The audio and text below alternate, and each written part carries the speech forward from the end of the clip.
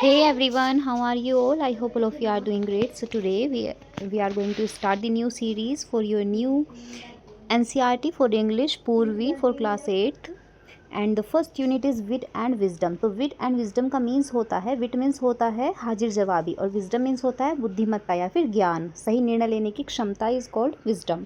तो इस यूनिट में हम राजा कृष्ण देव राय की विजडम और उनकी विट के बारे में स्टोरीज़ का कलेक्शन जो है वो इस यूनिट में दिया हुआ है, तो हम इस यूनिट में उनकी स्टोरीज़ के बारे में पढ़ेंगे। तो फर्स्ट जो स्टोरी है उसका नाम है the wit that won hearts, ऐसी बुद्धिमत्ता ऐसा ज्ञान जो दिलों को जीत ले। विट मीन्स हाजिर जवाबी या फिर हास्य व्यंग्य की बातें। ओके, तो ऐसा ज्ञान जो दिल जीत ले। तो इस चैप्टर को स्टार्ट करते हैं। ये इसका एक्सप्लेनेशन पार्ट है। नेक्स्ट वीडियो में हम इस चैप्टर की क्वेश्चन आंसर और बुक एक्सरसाइज कंप्लीट करेंगे।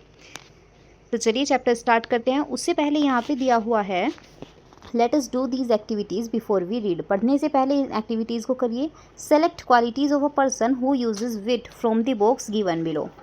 यहाँ पे ये बॉक्स दिया हुआ है, इसमें से एक इंसान की क्वालिटीज़ बतानी है जो कि विट का यूज़ करता है। ओके, तो यहाँ पे देखिए क्वालिटीज़ जो दी हुई हैं, wise, serious, clever, powerful, humorous, stubborn, courageous, observant, charming, creative, punctual, confident and energetic.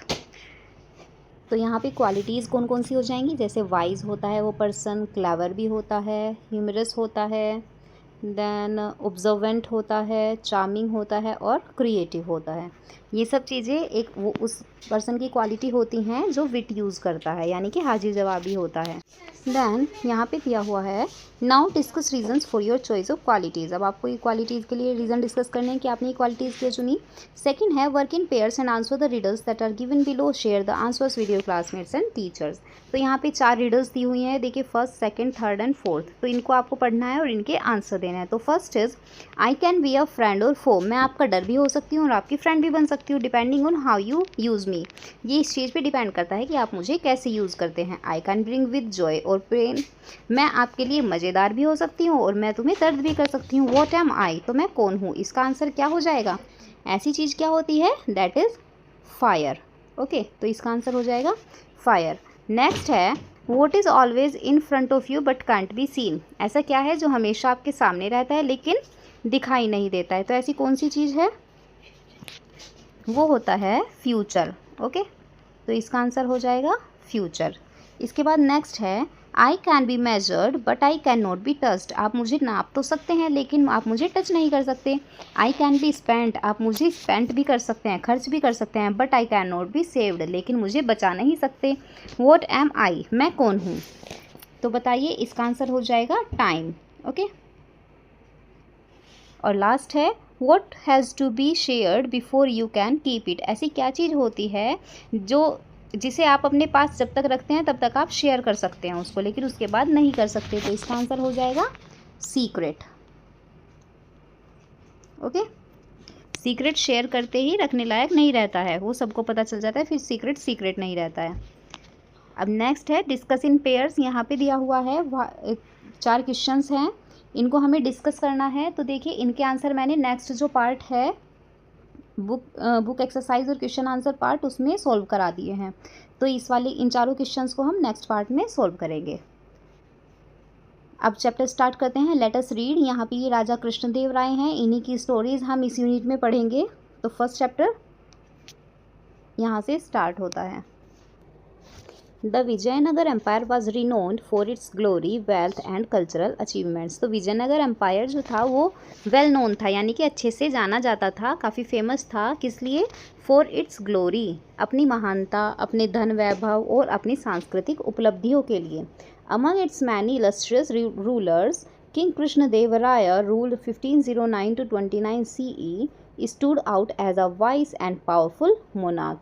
हालांकि इस राज्य के सभी राजा जो थे वो काफ़ी रेस्पेक्टेड और फेमस थे। Illustrious means respected and famous, इधर की साइड वर्ड मीनिंग्स हैं।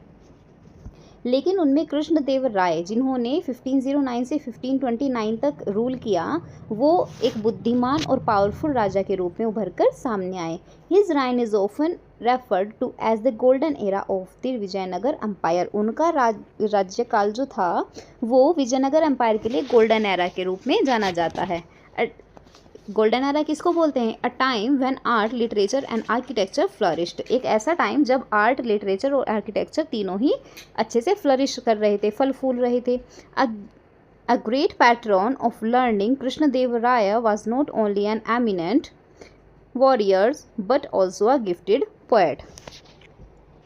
कृष्णदेव राय केवल एक गिफ्टेड पोएट ही नहीं थे या फिर एमिनेंट फेमस वॉरियर ही नहीं थे, बल्कि साथ में एक गिफ्टेड पोएट भी थे जो सीखने के लिए हमेशा आतुर रहते थे, है ना। एक लर्निंग के सपोर्टर थे काफ़ी, कि इंसान को कुछ ना कुछ नई चीज़ें सीखते रहनी चाहिए। हिज वर्क्स, उनके कृतियाँ जैसे the epic Amuktamalyada and the Sanskrit drama Jambavati Parinayam are acclaimed even today. तो उनकी कुछ कृतियाँ थी जैसे अमुक्ता माल्यदा और संस्कृत का ड्रामा था जम्बावती परिणायम, उन्हें आज तक भी उनकी प्रशंसा की जाती है। यहाँ पे कृष्णदेव राय के दरबार में 8 दरबारी थे, उनके बारे में अभी हम आगे पढ़ेंगे। Krishnadeva राया's court was home to 8 celebrated poets collectively known as the अष्टदिग्गजाज। तो कृष्णदेव राय के जो दरबार था उसमें 8 सेलिब्रेटेड पोएट्स थे, कवि थे, जिन्हें अष्टदिग्गज बोला जाता था। These poets including Allasani Peddana and Tenali Ramakrishna enriched the literary tradition with their masterpieces. अब ये जो इनके पोएट्स थे, इनमें अल्लासनी पेद्दाना और तेनाली रामकृष्णा, इनके बारे में आपने सुना होगा, शायद तेनाली रामा की कहानियाँ भी देखी हों। इनकी वजह से जो इनका दरबार था वो इन सब के मास्टरपीसेस की वजह से और भी ज़्यादा एनरिच हो गया था।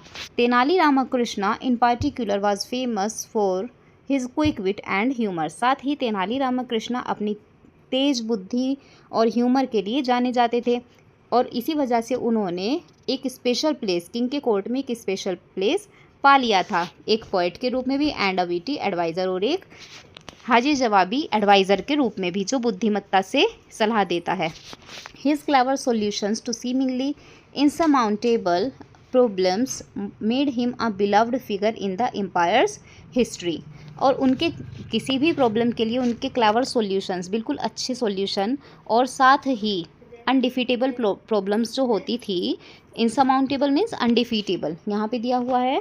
इस ऐसी प्रॉब्लम्स के लिए भी वो ऐसे सॉल्यूशंस देते थे जिनकी वजह से एम्पायर की हिस्ट्री में उन्हें काफ़ी प्यार किया जाता था। मतलब वो बिलव्ड फिगर थे, सभी लोग उनकी इज्जत करते थे, काफ़ी प्रशंसा करते थे।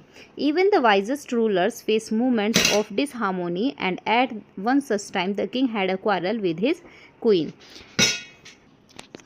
फिर भी कभी कभी जो सबसे बुद्धिमान राजा होते हैं उन्हें भी असामंजस्य के क्षणों को फेस करना पड़ता है, और ऐसा ही एक वाक्य तब हुआ जब राजा की लड़ाई रानी के साथ हो गई। Thirumalambal over a seemingly trivial matter. किस वजह से हुई? एक बहुत अनइम्पोर्टेंट सा, ट्रिवियल मीन्स होता है अनइम्पोर्टेंट सा मैटर। क्वीन का नाम था थिरुमलम्बल, ओके। तो उनकी किंग राजा कृष्णदेव राय के साथ लड़ाई हो गई। फॉर वीक्स, काफ़ी हफ्तों तक, he did not utter a single word to her. उन्होंने रानी से एक सिंगल वर्ड भी नहीं बोला। And in his frustration stopped visiting her altogether. और इतनी फ्रस्ट्रेशन हुई नहीं इस वजह से कि उन्होंने रानी के पास जाना तक भी बंद कर दिया। His absence cast a shadow over the palace. उनकी एब्सेंस में पैलेस के ऊपर उनकी शैडो भी नहीं पड़ी थी। And the once cheerful corridor seemed quiet and forlorn. और ऐसा कॉरिडोर जो हमेशा चीयरफुल रहता था, हमेशा आवाज़ों से गूंजा रहता था, अब वो बिल्कुल शांत और अकेलापन में रहता था, है ना। वो कॉरिडोर बिल्कुल शांत रहने लगा था। Thirumalambal distraught and upset. Distraught means होता है अपसेट ही होता है ना। तो थिरुमलम्बल जो क्वीन थी वो काफ़ी अपसेट थी। Tried her best to resolve the issue but failed. और उन्होंने अपनी तरफ से पूरी कोशिश की इस इशू को रिसोल्व करें, लेकिन हर बार वो फेल हुई। विद नो अदर अल्टरनेटिव, जब उन्हें कोई दूसरा उपाय नहीं सूझा, she decided to seek the help of Tenali Rama, the court's brilliant and witty poet. तो उन्होंने तेनाली रामा की हेल्प करने का डिसाइड किया, हेल्प लेने का, कि अब तेनाली रामा से ही हेल्प लेनी पड़ेगी। तेनाली रामा कौन थे? कोर्ट के सबसे ब्रिलियंट और सबसे हाजिर जवाब पोएट थे। Rama listened patiently as the queen recounted the incident in detail. अब रामा ने उनकी बातों को बहुत ध्यान से सुना, कि जो रानी ने उन्हें दिक्कत बताई कि क्या क्या वाक्य हुआ था उस टाइम पे, इंसिडेंट पूरा बताया डिटेल में कि क्या क्या बातें हुई थी और किस वजह से राजा नाराज हो गए। तो रानी बताती है, the king wrote a poem. राजा ने एक पोयम लिखी थी। She began her voice trembling. It was filled with vague expressions, sun, moon, stars, beautiful sky, but it made no sense. तो रानी ने कांपती हुई आवाज़ में, ट्रैम्बलिंग मीन्स हिलती हुई, है ना, कांपती हुई आवाज़ में बोलना शुरू हुआ कि जो राजा की कहानी पोयम थी, राजा ने जो पोयम लिखी थी उसमें काफ़ी सारे अनक्लियर एक्सप्रेशंस थे, जैसे सन, मून, स्टार्स, ब्यूटीफुल स्काई, और ये सब मिलकर कोई सेंस नहीं बना रहे थे। When he tried reciting it to his ministers they all avoided him. जब उन्होंने उस पोएम को अपने दरबारियों के सामने रिसाइट करना मीन्स गाने की कोशिश की, तो उनके सभी मंत्रियों ने उन्हें अवॉइड कर दिया, मेकिंग एक्सक्यूजेज, अलग अलग बहाने बनाकर। It was late evening when he came to me, और अब काफ़ी लेट इवनिंग थी, काफ़ी शाम का समय था, देर शाम हो गई थी जब वो मेरे पास आए, सीकिंग एन ऑडियंस, किसी ऑडियंस को ढूंढते हुए। He began reciting it to me, और उन्होंने उसे मेरे सामने गाना शुरू कर दिया। But I was so exhausted after tiring day that I yawned, लेकिन मैं उस पूरा दिन इतना थक गई थी कि मैंने जमाई ले ली। यॉन्ड मीन्स जमाई लेना, जैसे नींद आने से पहले जब हमें जमाई आती है, तो ऐसे उन्होंने जमाई ले ली। Not once but several times, और एक बार नहीं कई बार। द किंग थॉट, राजा ने सोचा, I was disrespecting his poem and stormed off. राजा ने सोचा कि मैं उनकी पोएम की डिसरिस्पेक्ट कर रही हूँ, और इस वजह से वो गुस्सा हो गए। सिंस दैन, और तब से, he has not spoken to me, और तब से वो मुझसे नहीं बोल रहे हैं। If I had known this would happen I would have chosen another day, अगर मुझे पता होता कि ऐसा हो जाएगा तो मैं कोई और दिन चुन लेती। Help me please Rama, please Rama मेरी हेल्प करो। Only you can help the king understand, अब केवल तुम ही हो जो राजा को समझाने में मदद कर सकते हो। यहाँ पे जो क्वीन है वो तेनालीरामा से बात कर रही है। अब रामा नोडेड थॉटफुल्ली, रामा ने बहुत सोच समझकर बोला, if you like I will try my best to resolve this matter, अगर आप चाहें तो मैं इस मैटर को सॉल्व करने में अपने बेस्ट दूंगा। योर हाईनेस, महारानी, but this needs a well planned approach, लेकिन इसके लिए तो एक पूरी तरह से वेल प्लान्ड अप्रोच, मतलब कि अच्छे से प्लानिंग करनी पड़ेगी। And I may need time to find the right strategy, और मुझे सही स्ट्रेटजी, सही प्लान बनाने के लिए टाइम चाहिए। The queen who had placed her last hope in Rama agreed and thanked him profusely, तो जो क्वीन थी, क्योंकि उसकी तो आखिरी होप रामा थे, तेनालीरामा, तो उन्होंने एग्री किया और उसको काफ़ी धन्यवाद दिया कि आप, तुम्हारा धन्यवाद कि जो तुम मेरी हेल्प कर रहे हो। द नेक्स्ट मॉर्निंग, अगली सुबह, the royal court was bustling with activity, bustling means busy होना। अगली सुबह रॉयल कोर्ट जो था वो पूरा भरा हुआ था, एक्टिविटीज़ हो रही थी वहाँ पे अलग अलग। Ministers, scholars and courtiers filled the court room, सभी मिनिस्टर्स, विद्वान और दरबारी सभी कोर्ट रूम में आ चुके थे। Its intricately carved pillars to towering towards the high ceiling, और उनका कोर्ट रूम कैसा था, जहाँ पर कि बहुत ही डिटेल्ड मैनर में कार्व किए हुए जो पिलर्स थे वो ऊंची ऊंची छतों को छू रहे थे। Rays of sunlight streamed through the open windows, और सूरज की रोशनी खुली हुई विंडोज़ से आ रही थी। Illuminating the floor adorned with exquisite rugs, और जिसकी वजह से जो फ्लोर की रग्स थी वो काफ़ी फाइन और अट्रैक्टिव लग रही थी। Despite the lively chatter attention hung in the air, और इस सब लाइव चैटर के अलावा एक टेंशन भी वहाँ पर थी, और वो क्या थी अभी हम आगे स्टोरी में पढ़ेंगे। The king sat on his ornate throne, राजा अपने डेकोरेटिव जो सजा हुआ थ्रोन था उस पर बैठ गए। His expression stern, his sharp eyes scanning the room, उनके जो एक्सप्रेशंस थे वो काफ़ी स्टर्न थे। स्टर्न का मतलब होता है गंभीर थे, है ना, हंसी नहीं थी चेहरे पर बिल्कुल भी, और उनकी शार्प आइज जो थी वो पूरे रूम को स्कैन कर रही थी कि क्या क्या हो रहा है रूम में। It was evident that the unresolved quarrel still gnawed at him, और ये साफ साफ पता चल रहा था कि जो अनरिसोल्व्ड क्वारल है, उनकी जो लड़ाई हुई है उसकी वजह से वो परेशान है। The court discussion was centred on improving paddy cultivation in the empire, और कोर्ट का डिस्कशन उस दिन किस चीज़ पे, किस टॉपिक पे था कि जो राज्य में पैडी कल्टिवेशन है उसको इम्प्रूव कैसे किया जाएगा। One by one the ministers rose to present their ideas, और एक एक करके सभी मंत्री अपने आइडियाज़ लेकर खड़े होने लगे। Some suggested expanding irrigation networks while others advocated for better manure, तो उनमें से कुछ ने सजेस्ट किया कि हमें सिंचाई का जो नेटवर्क है, इरिगेशन नेटवर्क में सिंचाई का जो नेटवर्क है उसको बढ़ाना चाहिए, जबकि दूसरों ने एडवोकेट किया कि हमें अच्छी खाद डालनी चाहिए। Amid these suggestions Tenalirama stood quietly at the edge of the court, इन सब सजेशन से अलग तेनालीरामा कोर्ट के कोने में खड़े हुए थे। Observing everyone with an amused smile, और सभी को ऑब्जर्व कर रहे थे, चेहरे पर एक हल्की सी स्माइल लिए हुए। Finally the king called upon Rama, और फाइनली राजा ने रामा को बुलाया। The chatter in the court died down as all eyes turn to him. और दरबार में जो फुसफुसाहट हो रही थी, बातें हो रही थी, वो सभी रुक गई और सबकी नज़रें तेनालीरामा की तरफ मुड़ गई।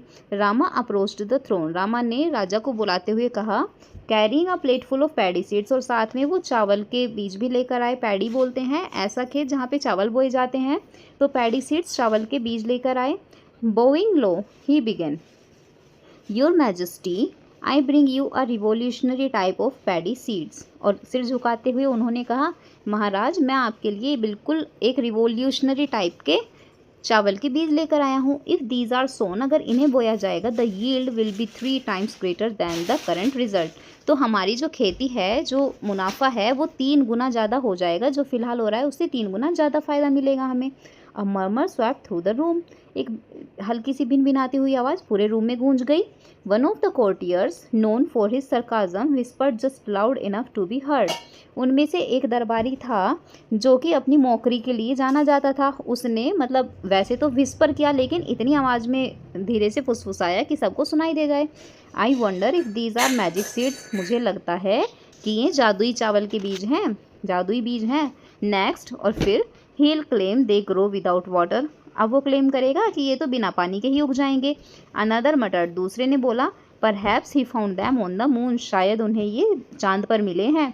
Sneakers ripple through the court. और इस तरह की बातें सुनने के बाद हल्की सी हंसी पूरे कोर्ट में फैल गई। The king frowned unimpressed. राजा काफ़ी फ्रॉन्ड थे और अनइम्प्रेस थे इस आइडिया से। That sounds absurd. ये तो बिल्कुल इलॉजिकल लगता है, मतलब जो लॉजिकल ही ना हो ऐसा तो नहीं हो सकता। He muttered, such cultivation would need special soil, manure and pest and insect repellents. तो राजा ने कहा कि इस तरह की कल्टीवेशन, अगर इस तरह की फसल लगानी है तो इसके लिए तो हमें स्पेशल सॉइल, खाद, सिंचाई और सभी चीज़ें बहुत स्पेशल वाली चाहिएगी। और इफ़ बाई चांस, और अगर something were to go wrong our farmers would suffer. अगर कुछ भी गलत हो गया तो हमारे फार्मर्स को इसके लिए सफ़र करना पड़ेगा। रामा स्माइल्ड अनफेज्ड। रामा ने बिना चिंता करते हुए स्माइल किया। That may be true your majesty. ये सही हो सकता है महाराज। But the real issue lies not with the seeds themselves but with the person who sows them. लेकिन जो रियल इशू है वो बीजों के साथ नहीं है, वो उस इंसान के साथ है जो उन्हें बोएगा। अ हर्ष fell over the court as Rama's word hung in the air। और जैसे ही रामा ने बोलना शुरू किया, पूरी कोर्ट में सन्नाटा छा गया, है ना। The king's eyebrows frown. राजा ने अपनी भौहें सिकोड़ते हुए कहा, what is wrong with the person who sows the seeds, speak clearly Rama. He roared. फिर राजा ने कहा कि उस आदमी के साथ क्या ऐसा क्या है जो बीजों को बोएगा, उसके साथ क्या गलत हो सकता है, साफ साफ कहो रामा। He rolled. उसने ज़ोर से बोला।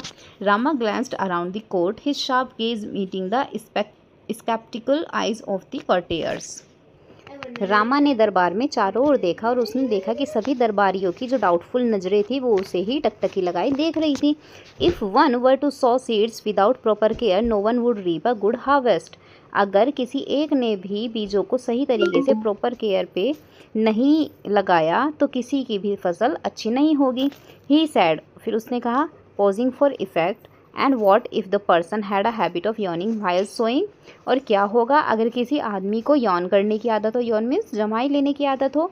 Wouldn't the seeds scatter unevenly. क्या इससे जो सीड्स हैं वो अनइवनली नहीं बिखर जाएंगे। The court erupted into laughter. और इस वजह से पूरे कोर्ट में हंसी छा गई।